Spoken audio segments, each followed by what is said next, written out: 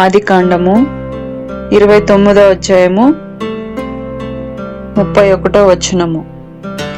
లేయా ద్వేషించబడుట యెహోవా చూచి ఆమె గర్భము తెరిచెను. రాహేలు గొడ్రాలై ఉండెను. లేయా గర్భవతై కుమారుని కని, యెహోవా నా శ్రమను చూచి ఉన్నాడు గనుక నా పెనిమిటి నన్ను ప్రేమించును గదా అనుకొని అతనికి రూబేను అని పేరు పెట్టెను. ఆమె మరలా గర్భవతై కుమారుని కని, నేను ద్వేషించబడుతున్న సంగతి యెహోవా విని ఉన్నాడు గనుక ఇతనిని కూడా నాకు దయచేసిననుకొని అతనికి సిమియోను అను పేరు పెట్టెను.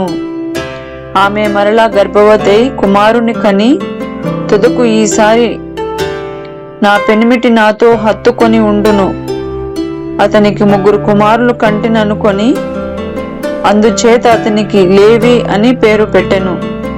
ఆమె మరలా గర్భవతై కుమారుని కని, ఈసారి యెహోవాను స్తుతించెదను అనుకొని యూదా అని పేరు పెట్టెను.